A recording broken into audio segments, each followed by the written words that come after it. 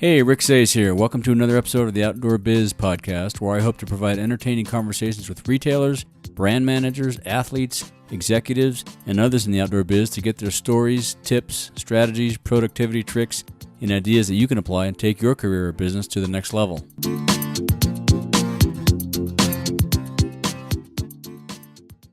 This episode is brought to you by Rumpel. I use my Rumpel blanket on chilly photo shoot mornings making coffee. I love it. My Rumpel blanket takes the chill off while I'm waiting for the water to boil. It also keeps me toasty stargazing at night. Get 15% off your Rumpel blanket with code OutdoorBizPod at rumpel.com. That's OUTDOORBIZPOD for 15% off your next Rumpel blanket at RUMPL.com. Today's guest is Michael Lanza. Michael is the creator of the Big Outside blog, a writer, outdoor photographer, author, speaker, and for many years was the Northwest editor of Backpacker magazine, where he was also the magazine's primary gear reviewer. I think you'll enjoy our conversation. Hey guys, today I'm speaking with Michael Lanza of the Big Outside. Welcome to the show, Michael. Thanks, Rick. Nice to be on. Yeah. So we were just talking about our first, how we were trying to figure out how we first met each other. We're pretty sure it was at an outdoor retailer show somewhere along the line. Do you go every year to that show? I've been probably to at least 20 shows, I think, since the late 90s. Yep. Not every year. Like this past summer, I missed the show because I was trekking the Tour de Mont Blanc Nice. in the Alps with my family. So That's a good I reason went to for miss. that instead of the OR show. That's a good thing. It happened to be the best time for us to make that trip. So, it's the summer show is more important for what I cover, Right. and I enjoy going, but sometimes, I run into a conflict like that. Yeah, I'll bet that was a great adventure for your family, huh? We had a great time. We had a group of a dozen people. I organized it all. So it was my wife and our two teenagers and Wow. and some friends and my sister and her two college age kids. Oh, man. And my 80-year-old mom. Wow. And we had an amazing time. It was a really beautiful hike, really just fun. You go from Chamonix, France, around Mont Blanc, so you pass through Italy and Switzerland, and the whole cultural experience and the scenery and the food and the wine, and it's really a good time. Yeah, I've been to Chamonix for a JanSport work-related trip, but I've never done any adventuring over there. It just looks spectacular. And, we talk about that over here in the Sierras all the time, how, the places that have these huts that you can just hike to and have a place to spend the night and get a meal and hike to the next one. It's fabulous, Yeah, it's really such a different experience. I mean, I love our wilderness tradition here in the States, and that you can go places like the Sierra and much of the West, right? Right. In parts of the East and backpack and get that sort of experience too. But it sure is special on a trek in the Alps, or I've done the same thing in New Zealand a few times, Norway, Spain. I mean, walk from one little village to the next, or to mountain huts, and it's more social. It's easier. Right. It's kind of plush. It's a lot of fun. Yeah, it's awesome. Yeah. So what was your first exposure to the outdoors? How did you get into the outdoor world? Well, interestingly, unlike a lot of folks you and I probably know, and unlike my kids who are lucky to grow up in the outdoors, my family didn't really do that stuff. I grew up in central Massachusetts, and I had 4 siblings, and my family would take fun vacations to Cape Cod and hang out at the beach in the summer times, and I loved it. And then I was in college when some friends said, hey, let's go for a hike, and we were in New England. It was summertime, and I don't remember what little mountain we hiked, but some little rocky topped peak somewhere in New Hampshire, and I was just kind of blown away. I mean, it wasn't a big mountain or anything, but I just remember, kind of scrambling up the rocks to the top, and the wind's blowing. You can see so far, and it just struck me that this is what I'm doing from now on. Awesome. And I was like hook, line, and sinker. And from there through my 20s, I got into a lot of day hiking and backpacking, and picked up rock climbing and cross country skiing and backcountry skiing. Cool.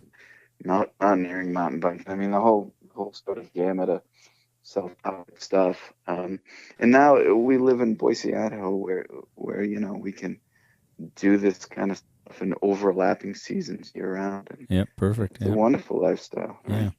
So what was your first outdoor job then? Out of college, you had your backpacking experience, and then did Well, you? out of college in my 20s for about 10 years, I went into the newspaper industry. I was a reporter Hmm, and then an editor at various papers around New England. And at the last daily paper I worked at, I, I was very into the outdoors by then, and started writing a weekly outdoor column, basically about doing different things in New England, and for our paper. And then I hit my early 30s, like 31, 32, and decided I just didn't want to stay in a kind of a traditional job with 2 or 3 weeks vacation for the rest of my life. And so I quit the newspaper industry and decided to start freelancing.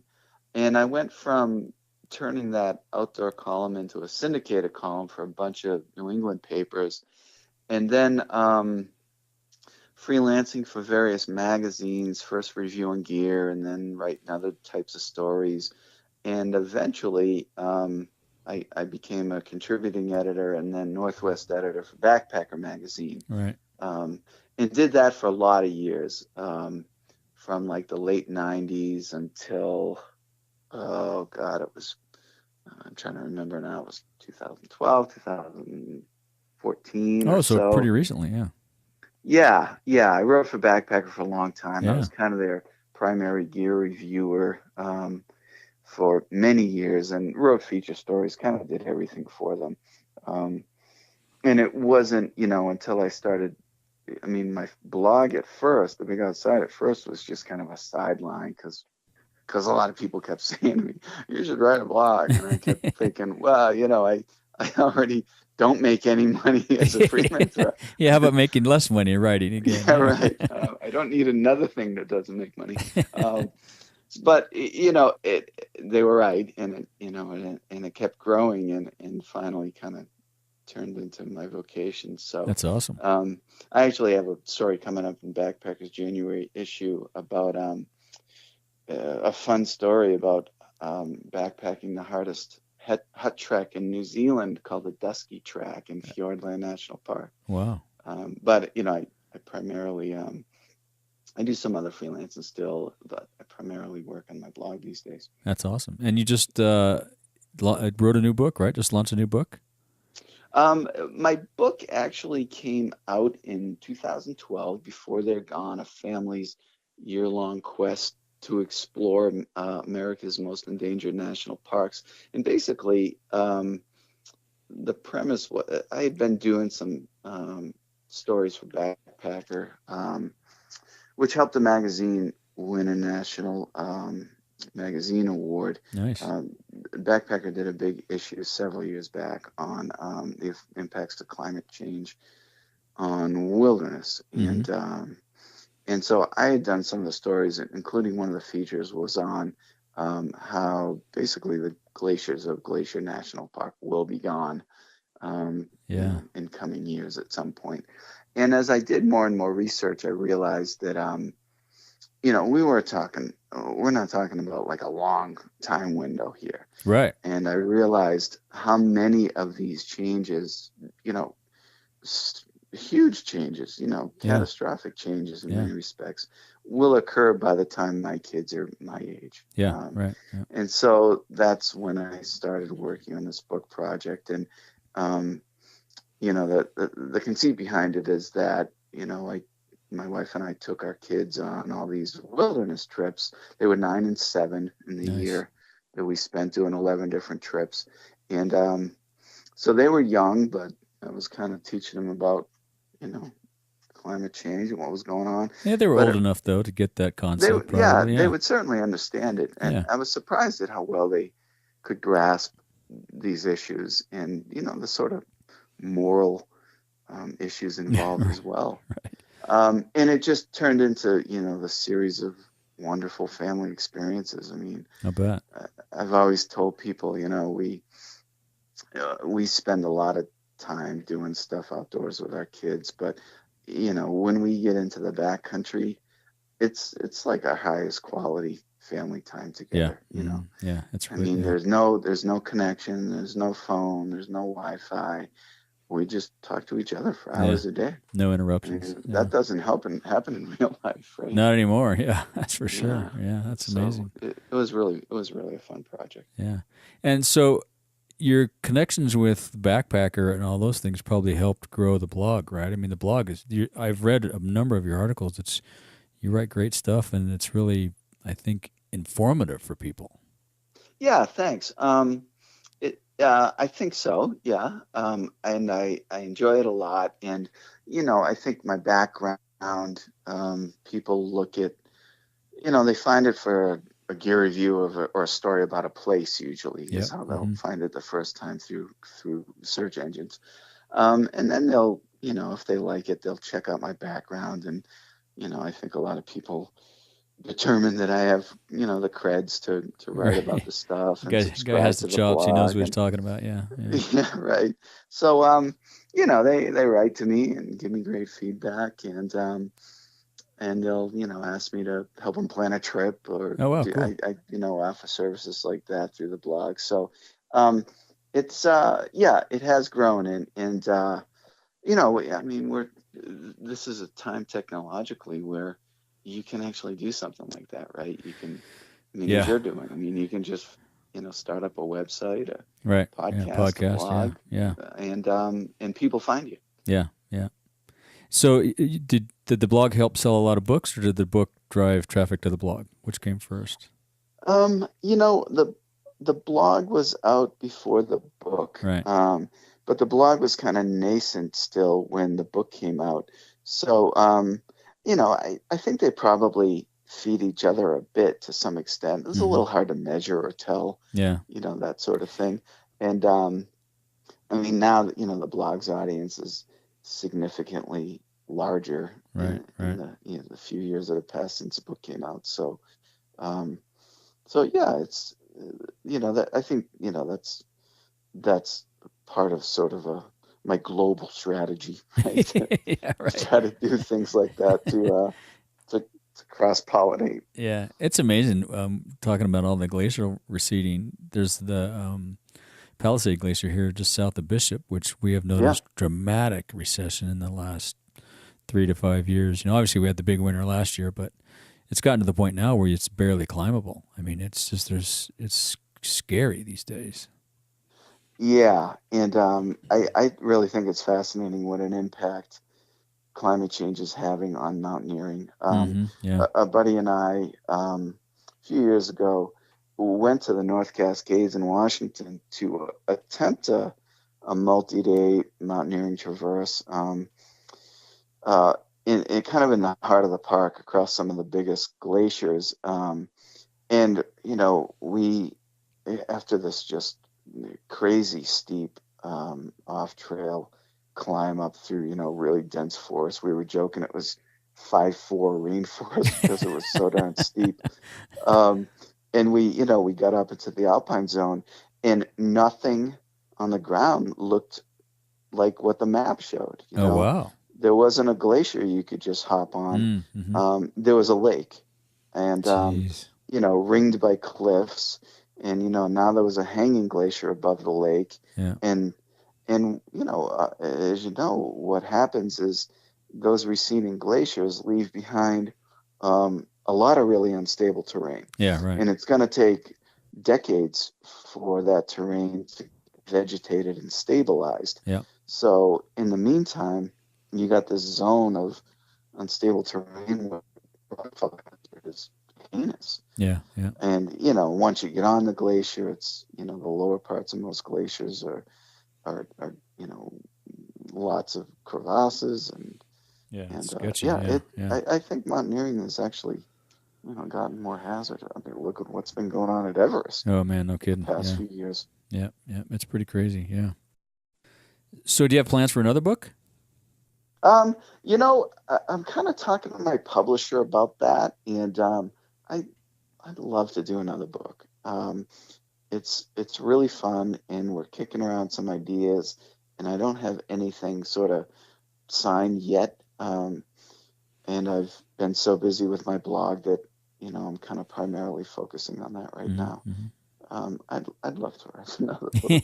That's It's a good. lot of It fun. was a fun Yeah, process. Yeah, that's good. Yeah. yeah. So you've been in the outdoor biz a long time. How do you think it's evolved, and where do you think it's going? Um, it's a really fun industry to watch and to be a part of. First of all, because of the people involved, as you Yeah. know. I've got a lot of friends in the outdoor industry. I've climbed and backpacked and backcountry skied and, et cetera, with Yeah, a lot of we get people to in the make our lives industry. plain for a living, basically. Right, right. And so, it's a great large group of people. But I think one thing about the outdoor industry is it's very dynamic. Most of the companies are small and, flexible like small companies can be. Mm-hmm. So that this, I mean, crazy rate of innovation going on. If you look back even 10 years at the changes in outdoor gear, the improvements that have been made, it's phenomenal. You go back 20 years and it's different sports. Yeah, that's The gear is interesting. so much different. That's interesting because you, as a gear reviewer, you see a lot of gear. I've had a couple people on the podcast who have the completely 180-degree opinion that there just hasn't been any real innovation since Gore-Tex. It's all been a lot of copycat Me Too stuff. So Now, that's an interesting perspective. yeah, I think, those Gore-Tex, the folks that have said that haven't aren't as, I guess, connected and aren't don't get new pieces of gear to play with every day. So, and I'm not in well, retail anymore, so I don't really see it yeah, either. well, if you look back, 30 years is a huge block of time. That's, Yeah, when we first started Gore-Tex. right. Not started, but it's at least 30 years since Yeah, Gore-Tex became widely used. But since then, just in fabrics, you're looking at waterproof breathable membranes that are a lot more breathable and a lot lighter. yeah. Those original Gore-Tex shells were twice the weight of jackets you buy today, Right. if not three times, really. Soft shell fabrics today are so much more breathable and versatile Mm-hmm. than some waterproof breathables. Then, depending on your activity, certainly more for winter. Yeah. Um, you compare backpacks, tents, uh, footwear, bags. Things have You gotten a know, lot lighter. You're right. Stoves are yeah, I smaller mean, and lighter. Yeah, vastly lighter and yeah, smarter. So the I think what that really means for a lot of consumers is it opens up the backcountry to a lot more people yeah. because if you can go out there now with a 25-pound pack instead of 40-pound pack, Right, that makes a huge difference. right. You can cover a lot more ground. It's small for smaller people and a lot of women. Yeah, yeah, It really has opened up opportunities, and I think a lot of women in the outdoors will tell you that the gear and clothing made for them now is so much better Oh yeah, yeah. Miles ahead of what it because the was. Right. companies have discovered that women are consumers too.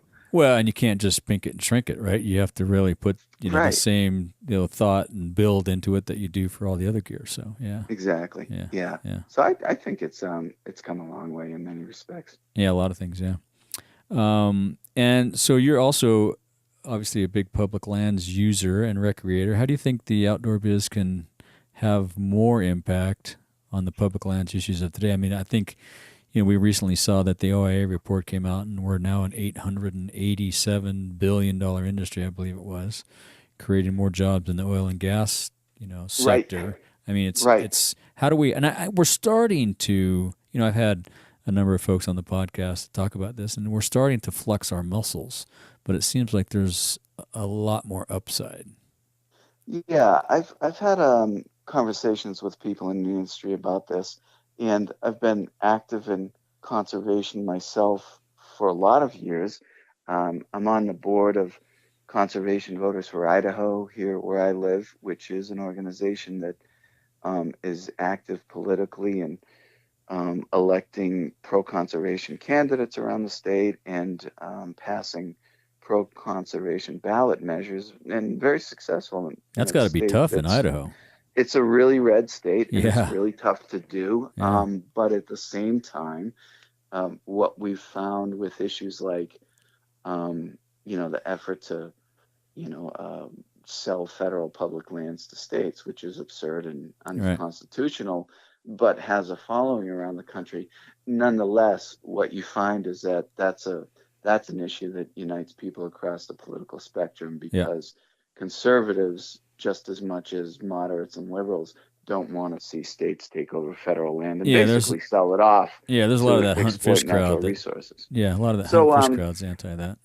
yeah, but I remember being at a shift conference in Jackson, Wyoming, a couple of years ago, and talking to Peter Metcalf about this.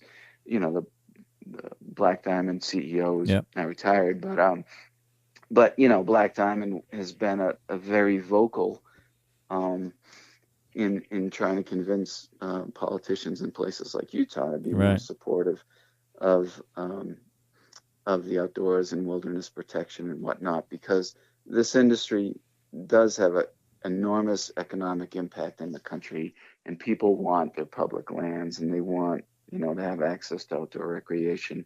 And as you know, the Outdoor Retailer Show has decided to pull out of Salt Lake City after, what, 2 decades or more. For the Um, political reasons you just mentioned. Yeah, it's like we're for those yeah. very political reasons, because Yeah. Utah's elected leadership has so consistently Yeah. been hostile to public lands preservation. Right. So that's the way. And, it's unfortunate in some ways, because the people that feel the impact of the OR show leaving Salt Lake City are the businesses in Salt Lake Yeah, City. exactly. And like a lot of Western cities, they're more progressive, they're more pro public lands. So unfortunately, they're going to suffer. Yep. Yep. But, at the same time, the outdoor industry really needs to do that kind of thing, flex its economic muscle, if we're going to, move forward with an agenda that's protecting our wilderness areas and our public lands and our Right. outdoor recreation places where we play. Right. Well, and you look at a lot of towns that are, gateways to these public lands, like Bishop and Mammoth, and some of the places in Utah, Escalante. They thrive and grow because of all the access that the public lands. The people just come through. They got to stop there. They got to get gas, get food, spend the night. Those places would not be there if these lands weren't protected as they Yeah, are. yeah, that's exactly right. Because the truth is that the economic forces, the boom and bust cycles that created those little towns, Right. those economies just really don't exist, or they've shrunken so much, or they've become automated so much Right. that those jobs are things of the past for the most part. Yeah. Timber isn't going to employ huge numbers of people anymore. I mean, they can automate Yeah. what used to be done by Neither is oil men. and gas. So I mean, oil and gas is, it's just, yeah, your sons and your son and daughter and your siblings and my niece and nephew are going to look back, and it's going to be like the days of the Model T. Wow, that was quick. To those of us living it, it's not that quick, but yeah. in the span And of I also time, think, I'm sorry, go ahead, Ray. the span of time, just going to be a blink. Next thing you know, it's going to Yeah, be all electric cars, which is great. yeah. It is great, and that that future's coming upon us. I mean, Yeah, economic forces are going to bring that more than right, anything, and exactly. technology. Yeah, And I also think that our kids are, back on the conservation topic. I think there's going to come a day when, today's generation of kids are our age, and they're going to look back and say to us, "How could you elect a guy who's going to deny that climate change is real? right, How exactly. could you have continued to consume so much fossil fuels and pump so much carbon into our atmosphere?" Yeah. Well, and the good news is a lot of those kids are becoming voting age annually, so I think Yep, that's going to be a dramatic change too. I think. I absolutely agree. And Yeah. hopefully there. So, what outdoor activities do you participate in other than backpacking? You must do climbing. Yeah, I've been a climber for 25 plus years. And now I climb with my kids and have a blast. Backpacker. I do a lot of day hiking. I'm a trail runner and backcountry skier. I'm telemark skier. I ski the resorts with my kids. I like to Nordic ski. certainly trail run, mountain bike, all that kind of Oh, you're stuff. well rounded. So You do it all. yeah, yeah, Any it's water just, sports in there? actually, my son, I was never, uh, I was always a bad kayaker, and uh, and Me so too. I it's was a a, river guide, and I tried to learn how to kayak, but I just never. I didn't spend the time doing it. But yeah. So we did some easy river trips when the kids were younger, which were a lot of fun. yeah, Um, your son picked up whitewater kayaking recently. yeah, about 5 years ago, he got into whitewater kayaking on his own, and Oh wow, he's attended some great camps here in Idaho and learned a lot.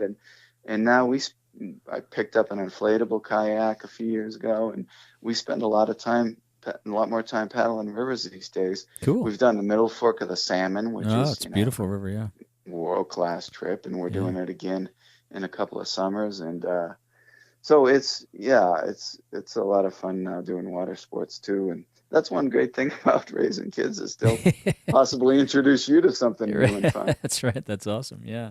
So, do you have any suggestions or advice for folks wanting to get in the outdoor biz, or maybe grow a career that they're already in the biz? Yeah, you know, I guess what I did when I decided to make that shift was, just do it. Excellent. I mean that sounds that sounds easier than it is, of course. But in reality, when I did it, I was unmarried and younger and childless, and I could just live real cheaply for a while. And pare down your life if that's what it's going to take, or if you're in a different place in life, save up some money to make the transition. But look at your skills and the companies that are out there, and how you might be able to apply those to what companies are looking for. I mean, certainly not everybody does companies designs gear. Right. They do a lot of other things too. Yeah. And so yeah, I think it's entirely, and it's a growing industry. Yeah. Exactly. Yeah. It's awesome. Yeah.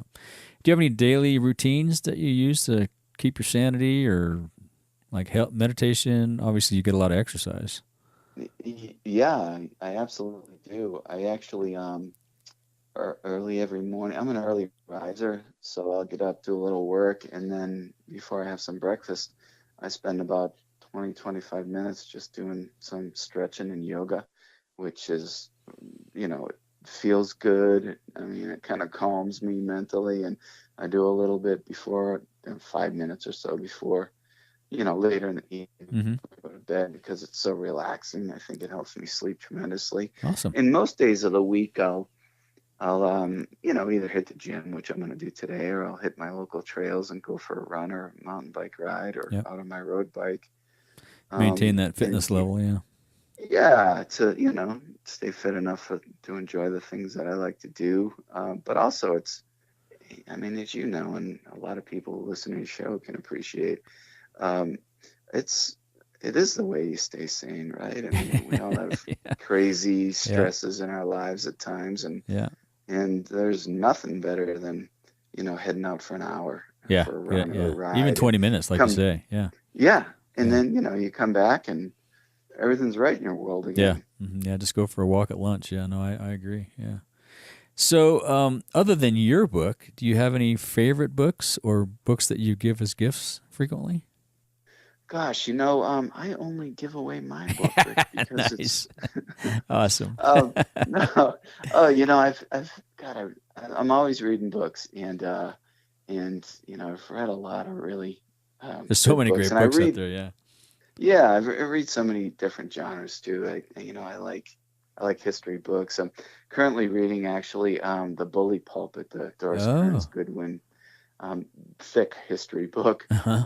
and it's fascinating, and it's Probably it's timely. a conservation story too, because it's Yeah. about Teddy Roosevelt and Taft, Yeah. and Probably Chip, and the politics and the media of the time, and of lines up course well with what's TR's. going on in the world today, I'll bet.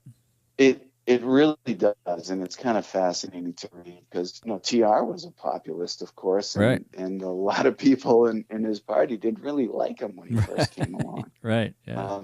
So it's kind of interesting. But yeah, I don't know. It's hard for me to even That's all right. Yeah. Well, I'll start link to that one in listing the show books. notes. If you think of anything, you can shoot me an email. Yeah. And I'll Okay. link to yours in the show notes as well, too. Great. Thank you.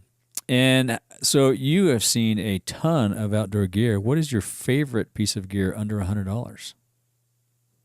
Oh my gosh. That's that's a tough call to make. You can have a Boy, couple. yeah, thanks. I've got like, if you could see my gear You probably have 10. or, or my closet, I can imagine. people walk in my closet and see all the jackets hanging up. Um, you know, uh, I think I think that, if you can grab a day pack these days, Mm-hmm. or a light jacket. I've been, using some of those ultralight wind shells that kind of repel rain, but they're Yep. not really waterproof, but they're great for a hike or a trail run, a bike ride. And they weigh 4, 5, 6 ounces. Right. There's an ultralight jacket from Smart Wool I've been using lately. Black Diamond's Alpine jacket, I think it's called. Is a really good one. Uh-huh. A great one too. Those are super versatile little shells. Yeah. I've used some of the lightest day packs from Gregory and from Osprey, and from Hyperlight Mountain Gear actually too. Is a small company in Maine that makes some really great really stuff. cool ultralight gear. Yeah. So there's so much going on in the outdoor industry, and I tend to gravitate toward lighter gear, partly because, for a lot of reasons. But when I backpack with my kids when they were younger and they couldn't carry much, right, my pack would get heavy fast. Right. And I like to take really long day hikes too, and long trail runs, and then you really want to be as light as possible. Well, like you said earlier, you have so much more fun and you can go farther. You're not beat up halfway through the day. Yeah, no, that's good. Yeah, absolutely. Yeah. Anything you want to say or ask of our audience before we wrap up? I would just say to folks, get out there and enjoy yourself as much as you can, and stretch your comfort zone. And perfect. I think whenever people try to do that, and they do it in a safe way, that they expand their lives and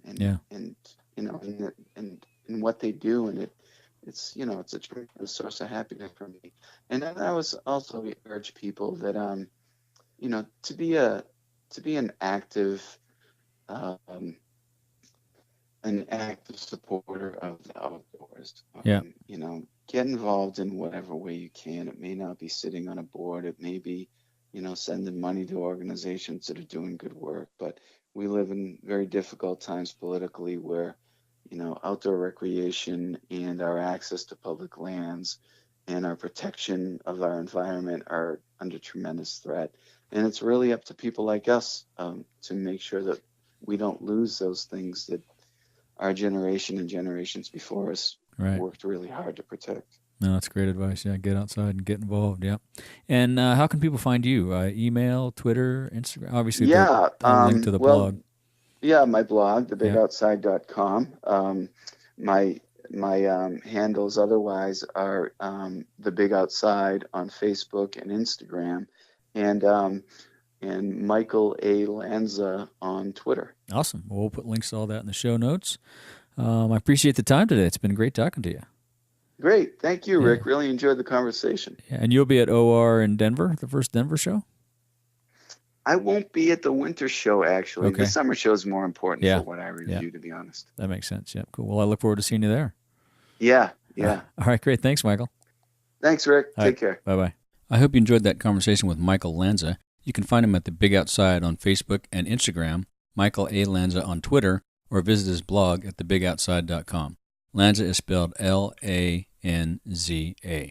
You'll find links to everything we discussed in the show notes at theoutdoorbizpodcast.com/episodes/046. I'd be stoked if you shared your favorite episodes on the socials, and until next time, thank you so much for listening. This episode's featured advocacy group is Friends of the Inyo. Friends of the Inyo is a conservation nonprofit based here in the Eastern Sierra. Their mission is to ensure that public lands of the Eastern Sierra remain wild and free for future generations. Friends of the Inyo engages in policy activism while supporting meaningful and sustainable land management. On the ground, Friends of the Inyo places hands on the land through professional crews and volunteer activities in both the front country and the wilderness. Join Friends of the Inyo on an event or support effective public lands policy and management by becoming a member at www.friendsoftheinyo.org. If you want more of the Outdoor Biz Podcast, you can subscribe on iTunes and Stitcher or go to theoutdoorbizpodcast.com where you find all the episodes, show notes, and much, much more. You can find us on Facebook and Instagram at The Outdoor Biz Podcast, Twitter at Rick_Saez, that's S-A-E-Z, and my email is rick@theoutdoorbizpodcast.com. Thanks for listening and all the support, and a huge shout out to all my guests, and until next time, be sure to make time to get outside.